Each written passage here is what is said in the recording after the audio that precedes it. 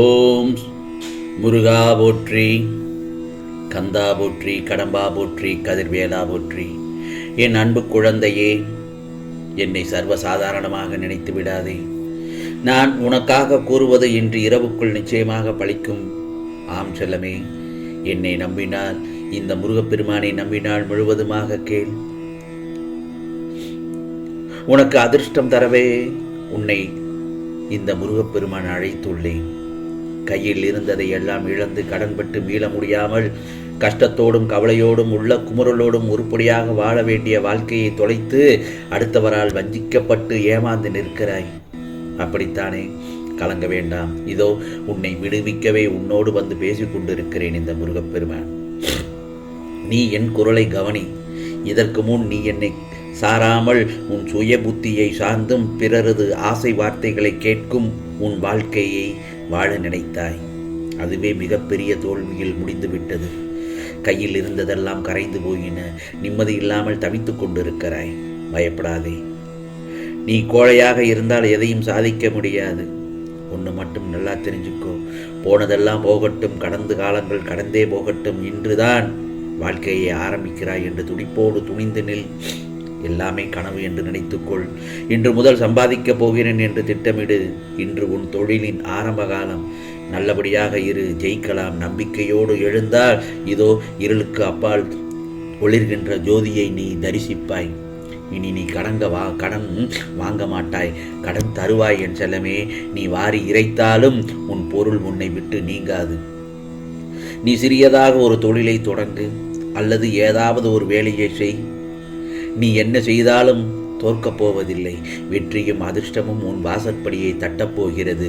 இதோ உன் நம்பிக்கையும் தைரியமும் உழைப்பும் உனக்கு அதிர்ஷ்டத்தை கொண்டு வரப்போகிறது. என்னை நிமிர்ந்து என்னை நினைத்து உன்னால் முடிந்த ஒரு காணிக்கையை எனக்காக எடுத்து வை. இதுதான் நான் உன்னோடு செய்கின்ற உடன்படிக்கையின் அடையாளம். இனி உனக்கு திருப்பமாக அதிர்ஷ்டத்துடன் வெற்றியும் கிடைக்கும். அதுவும் இன்று இரவுக்குள் நிச்சயமாக இரட்டிப்பு மகிழ்ச்சி கிடைக்கும் என் செல்லமே. அப்படி இருக்கும் பட்சத்தில் நீ பல தடவை கஷ்டப்பட்டு இருக்கிறாய். உன் வாழ்க்கையில் காயப்பட்டும் இருக்கிறாய். அதனால் உன் மனம் உடைந்து இருக்கிறது. அது எனக்கு நன்றாக தெரியும். சில வேளைகளில் நீ கண்ணீர் வடித்தும் இருக்கிறாய். இவையெல்லாம் உன் வாழ்க்கையில் நீ கடந்து வந்த துயரங்கள் மட்டும்தான். எதுவும் தொடர்ந்து நிகழ்ந்து கொண்டு இருக்கும் என்று மட்டும் நினைத்து விடாதே. எதுவுமே நிரந்தரம் இல்லை. எல்லாமே சில காலம்தான். அப்படி இருக்கும் பட்சத்தில் உன் துன்பங்கள் மட்டும் எப்படி நிரந்தரமாக இருக்கும்? எல்லாவற்றுக்கும் ஒரு நாள் முடிவு வரும். அந்த ஒரு நாள் இன்றாக கூட இருக்கலாம். அதுவும் இன்று இரவுக்குள் எல்லாம் நடந்துவிடும். ஆம், உன் இந்த கவலைகளை எல்லாம் மனதில் கொள்ளாமல் உன் லட்சியத்தை நோக்கி போய்கொண்டே இரு. அப்போதுதான் நீ எதற்காக எல்லாம் வருத்தப்பட்டாயோ அதுவெல்லாம் உன்னை தேடி வரும். அதுவரை நீ நம்பிக்கையுடனும் பொறுமையுடனும் செயல்பட்டு கொண்டே இரு. உன்னுடைய யோசனைகளை எல்லாம் என்னிடம் விட்டுவிட்டு உன் காரியங்களையும் என்னிடம் ஒப்படைத்துவிட்டு நீ நிம்மதியாக இரு. இதோ சரியான நேரத்தில் எப்படி முடிக்க வேண்டுமோ அப்படியே எந்த குறையும் இல்லாமல் நான் உனக்காக முடித்துக் கொடுக்கிறேன். உன் யோசனைகளுக்கு எல்லாம் மேம்பட்டவன் நான் ஒருவன் இருக்கிறேன் என்பதை மனதில் நிறுத்தி உனக்கானதை செயல்படு. அப்போது உன் காரியங்கள் எல்லாம் எந்தவித தடையும் இன்றி நிறைவேறுவதை நீ அனுபவத்தில் உணர்வாய் என் செல்லமே. காலங்கள் கடந்து கொண்டே இருக்கிறதே, இன்னும் நமக்கான நேரம் வரவில்லையே என்று கவலையோடு இருக்கிறாய். சில நேரங்களில் நாம் நினைத்ததெல்லாம் நடக்காமல் போய்விடுமோ, ஒருவேளை இழந்து போய் விடுவோமோ என்றெல்லாம் மனதை போட்டு குழம்பிக் கொண்டிருக்கிறாய். கவலைப்படாதே. இப்போது நடக்கும் இந்த சூழ்நிலைகள் உன்னை குழம்பிக் கொண்டிருக்கிறது. ஆனால் ஒன்று மட்டும் நல்லா தெரிஞ்சுக்கோ. என் பிள்ளையாக உருவெடுத்த பின் நீ எதையும் இழக்க மாட்டாய். நீ உன் மனம் விரும்பும் எதையும் இழக்க செய்ய மாட்டேன். இதோ உன்னை சந்தோஷமாகவும் மகிழ்ச்சியாகவும் பார்த்து கொள்வது இந்த முருகப்பெருமானின் பொறுப்பே என்று ஆனபின் உன் மனம் விரும்புவதை உன்னிடமிருந்து பிரிப்பேனா அல்லது பறித்துத்தான் விடுவேனா? இதோ உனக்கு ஏற்படுகின்ற இந்த சூழ்நிலைகள் எல்லாம் நான் கவனித்து கொண்டுதான் வருகிறேன்.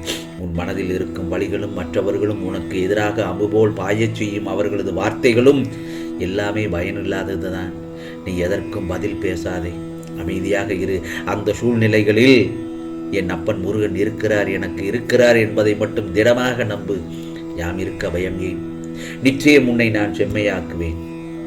உன்னை துரத்தி கொண்டிருக்கும் கடுமையான துயரத்தில் இருந்து விடுபட முடியாமல் கடும் வேதனை அடைந்து அதை பகிர்ந்து கொள்ளக்கூட எவருமே இல்லையே என்று கலங்கிக் கொண்டிருந்த உன்னை நான் தேர்ந்தெடுத்தது உனக்கு துயர் துடைக்க இந்த முருகப்பெருமான் உன்னை தேடி வந்துள்ளேன். நான் விரும்பாமல் எவரும் என்னை தேடி வர முடியாது. இழந்ததை எல்லாம் மீட்டு உன்னிடம் நிச்சயமாக தருவேன். திரும்ப பெறப்போகிறாய் நீ. இனி மேற்கொண்டு எதையும் நீ இழக்க மாட்டாய். ஆம் செல்லமே, என் மனதை புரிந்து கொள்ள யாருமே இல்லை என்றும், எனக்கு உதவி செய்ய யார் இருக்கிறார்கள் என்றும், எப்படி இந்த பிரச்சனைகளை எல்லாம் கடந்து வெற்றி பெறப் போகிறேன் என்றும் கண்ணீர் மல்க என் பாதங்களில் விழுந்து அழுது கொண்டு புலம்புகிறாய். என் செல்ல குழந்தையே, சற்று பொறுமையாக இரு.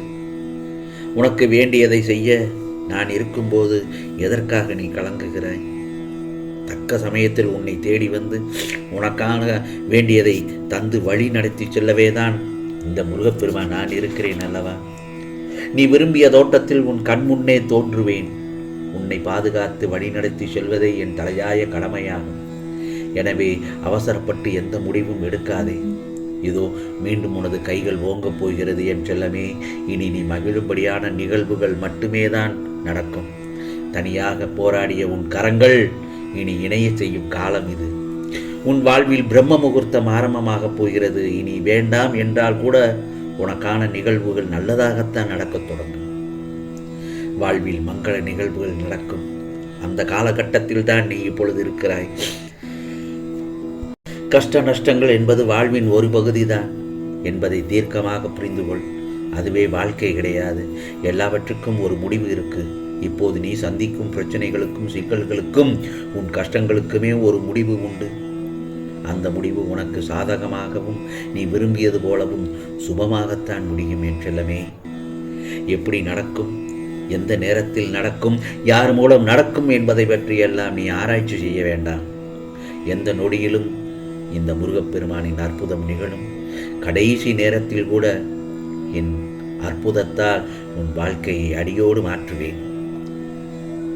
எனது இந்த வாக்கை கேட்டு நம்பிக்கையோடு தைரியமாக இரு. உனக்கானதை நிச்சயமாக செய்வதற்காகத்தான் நான் வந்திருக்கிறேன். என்னை சர்வத சாதாரணமாக நினைத்து விட்டாய் அல்லவா? நிச்சயமாக அப்படி நினைக்கக்கூடாது. இதோ நான் உனக்கு கூறுவது இன்று இரவுக்குள் நிச்சயமாக பலித்துவிடும். என்னை நம்பிவிட்டாய் அல்லவா? உன்னை ஒருபோதும் இந்த முருகப்பெருமான் கைவிட மாட்டேன்.